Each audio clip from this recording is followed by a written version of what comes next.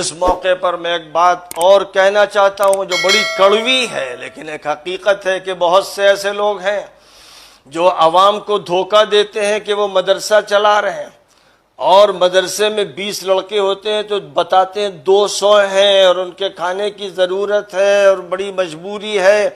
اور لوگوں کے پاس جاتے ہیں، منہ بناتے ہیں، روتے گاتے ہیں اور جھوٹ بول کر چندہ لیتے ہیں، جھوٹی رسیدیں بنواتے ہیں، جھوٹے تعارف تیار کرواتے ہیں۔ کبھی تو ایسا ہوتا ہے کہ ان کے مقام پر کچھ نہیں ہوتا اور کبھی کچھ نہ کچھ بنا دیتے ہیں تاکہ دھوکہ دیا جا سکے، اور اس طرح جا کر جھوٹ بول بول کر چندہ لاتے ہیں، اس کا پھر غلط استعمال کرتے ہیں، بیجا تصرفات کرتے ہیں۔ یاد رکھا جائے کہ یہ حرامی، حرام خور، حرام کار، مجرم قسم کے لوگ ہیں،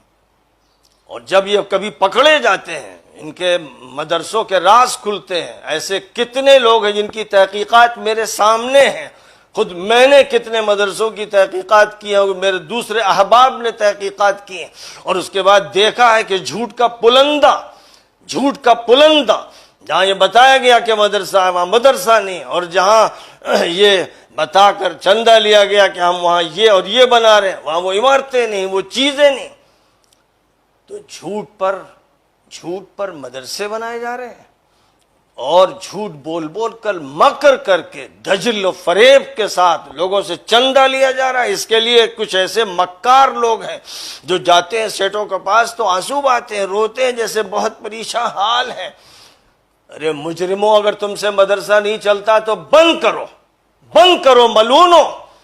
ایسے مدرسوں کا نہ چلنا چلنے سے بہتر ہے۔ اور ظاہر ہے کہ اللہ کسی نہ کسی شکل میں پکڑ کرتا ہے۔ دنیا میں کبھی عذاب کی کوئی شکل آتی ہے، کبھی پکڑ دھکڑ ہوتی ہے، کبھی جیل کی نوبت آتی ہے، کبھی حرام مال کی تحقیقات شروع ہوتی ہیں، دشمن کرے یا دوست کرے۔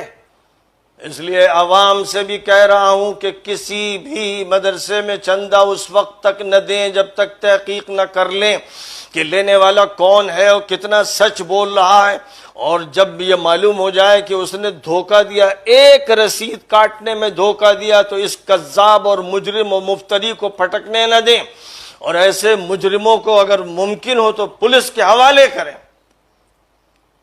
سینکڑوں مدرسے ایسے ہیں، مجھے معلوم ہے، لسٹیں ہیں، جن کے بارے میں جھوٹ بول بول کر عوام سے چندہ لیا گیا۔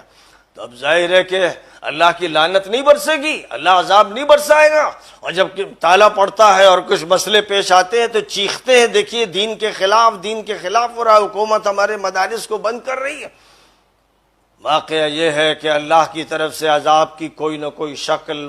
مسلط ہوتی ہے، اس لیے لوگوں کو متنبہ رہنا چاہیے۔ اور بہت سے ایسے ادارے ہیں جو صرف جھوٹ پر قائم ہیں، دھوکے پر قائم ہیں، مکر و فریب پر قائم ہیں۔ یہ واقعہ ہے، جو چاہے تحقیق کر کے دیکھ لے۔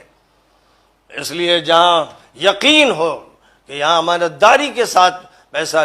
لگایا جاتا ہے، استعمال کیا جاتا ہے، بس وہاں پر لوگ شریک ہوں، چندہ بھی دیں۔ لیکن جہاں یہ صورتحال نہ ہو، اگر شبہ ہو تو اس شبے کی بنیاد پر پھر کبھی دھوکہ نہ کھائیں، اور کبھی ایسے مکار جھوٹے مولوی کے ساتھ تعاون نہ کریں، کیونکہ مشکل یہی ہے کہ علماء کی شکل اختیار کر کے اور دینداروں کی شکل بنا کر، اور جو اس کے مختلف طریقے ہیں، داڑیاں بھی بڑھا کر اور سر پہ ایک رومال ڈالتے ہیں جس سے شیخ معلوم ہو، یہ معلوم ہو کہ ابھی بس سعودیہ سے پلٹ کے آ رہے ہیں، کوئی لال رومال پہنتا ہے، کوئی سفید رومال پہنتا ہے۔ مشیقت کے جھوٹے مظاہرے کرنے والے جالساز اور دجال، ان کو پہچاننے کی ضرورت ہے۔ یہ قوم شعیب کے افراد ہیں، وہ تو ڈنڈی مار لیتے تھے اور 2-3 پیسے کما لیتے تھے، یہ لاکھوں کروڑوں ہضم کر جاتے ہیں، لوگوں سے زکوٰۃ کے نام پر پیسہ لاتے ہیں کہ بچے جو غریب ہیں ان کو کھلانا ہے، اور اس کے بعد یہ خود کھا جاتے ہیں۔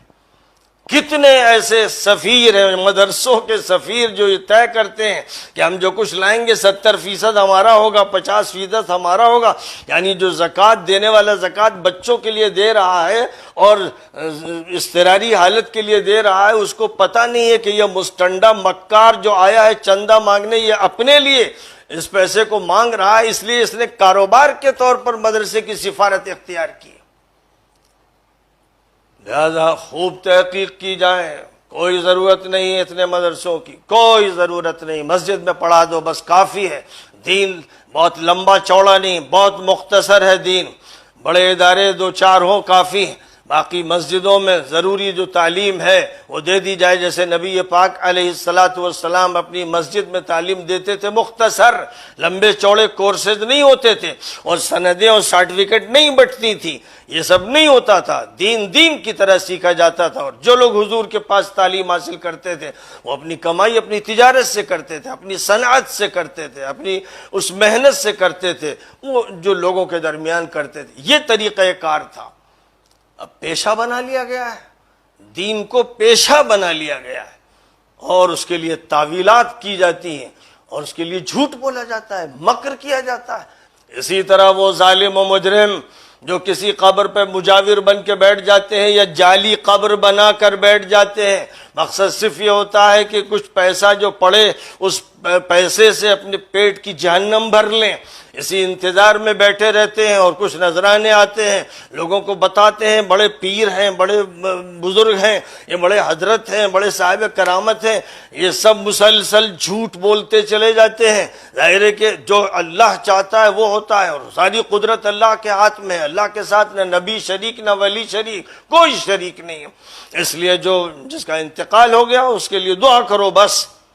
اس سے کچھ مانگنے کے کوئی معنی نہیں ہوتے ہیں۔ اس لیے جنہوں نے یہ کاروبار کر رکھا ہے کہ دکانیں لگوا دیتے ہیں، انہی کی دکانیں ہوتی ہیں کہ پھول خریدو پیسہ ان کو ملے، چادر خریدو اور اس کے بعد وہ ڈال دی جائے، پھر وہ واپس دکان پہ چلی جائے، پھر خریدی جائے، تو اس طرح روزانہ اس کا پیسہ آتا رہے اور سامان اس کے پاس نہ جائے جو خرید رہا ہے، کیونکہ ظاہر ہے کہ قبر والا جو ہے وہ تو اندر لیٹا ہے، اسے کیا معلوم کہ اس پر کیا ڈالا جا رہا ہے۔ اب جو مجاور ہے، یہ مجاور جو بیٹھا ہوا ہے یہ دھندا کر رہا ہے، کاروبار کر رہا ہے، جیسے ادھر مندر میں پنڈت کر رہا ہے، وہ بیٹھا ہوا ہے کہ لوگ پیسہ لائیں ڈالیں اور کسی مورتی پر چیزیں چڑھائیں، پھر اس کے بعد یہ لوٹے لاٹے اور کھائے۔ یہ سب کے سب مجرم ہیں، مذہب کے نام پر جرائم پیشہ لوگوں نے اپنے اپنے دھندے اختیار کر رکھے ہیں۔ اور قوم شعیب پر جو عذاب آیا تھا وہ عذاب ان مجرموں پر بھی آئے گا، دیر سویر آئے گا لیکن آئے گا، کیونکہ اللہ کو یہ گوارا نہیں ہے کہ حرام پیسے کا استعمال ہو، یہ گوارا نہیں ہے کہ حرام کمائی ہو، اور یہ گوارا نہیں ہے، سب سے زیادہ جو بڑا جرم ہے وہ یہ کہ مذہب کا استعمال کر کے اور مذہبی شکل استعمال کر کے لوگوں کے پیسوں پر ڈکیتی ماری جائے، اور جھوٹ بول کر چندے لیے جائیں، اور غلط بیانیاں کی جائیں، غلط تعارف چھپوائے جائیں، بڑے بڑے پروجیکٹ دکھائے جائیں جن کو سنبھالنے کی اہلیت نہیں، ان کو دکھایا جائے تاکہ لوگ دھوکہ کھا سکیں۔ اس لیے سن لے وہ بھی جو یہ دھوکے کر رہے ہیں، جال کر رہے ہیں، دجل کر رہے ہیں، سن لے وہ بھی جو دھوکہ کھا رہے ہیں اور ایسے مجرموں کی مدد کر رہے ہیں، سب سن لیں کہ اللہ کی پکڑ بڑی سخت ہے۔ اور اللہ نے فرمایا کہ ایکا والوں نے، مدین والوں نے نبیوں کو جھٹلا دیا۔ حضرت شعیب نے کہا تھا کہ اللہ سے ڈرتے نہیں، وہی بات جو حضرت ہود نے کہی تھی، حضرت صالح نے کہی تھی، حضرت لوط نے کہی تھی، اور فرمایا کہ میں اللہ کا رسول ہوں، امانت دار ہوں، اللہ سے ڈرو، میری بات مانو، مجھے تم سے کچھ اجرت نہیں چاہیے۔ اور فرمایا تھا ناپ تول میں کمی مت کرو، صحیح ترازو سے تولو، صحیح پیمانے سے ناپو، لوگوں کو دھوکہ مت دو۔ ایک پیسہ بھی اگر تم نے لوگوں کا جھٹک لیا تو یہ پیسہ تمہارے لیے عذاب بنے گا۔ ڈرو اللہ سے جس نے تمہیں پیدا کیا، تم سے پہلے تمام مخلوقات اللہ کی پیدا کردہ ہیں۔ جواب سنیے، نبی جب بول رہے ہیں تو جواب کیا دیا جا رہا ہے؟ ارے میاں کہاں کی باتیں کرتے ہو، تمہاری باتیں سن لیں گے تجارت ٹھپ ہو جائے گی، دکانیں بند ہو جائیں گی، مارکیٹ چلے والے گا نہیں۔ کہاں سے آ گئے تم ملا،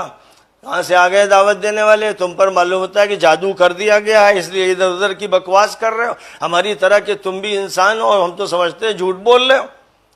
ڈراتے ہو عذاب سے، لاؤ عذاب لا کے دکھا دو۔ یہ قوم کا جواب تھا۔ بس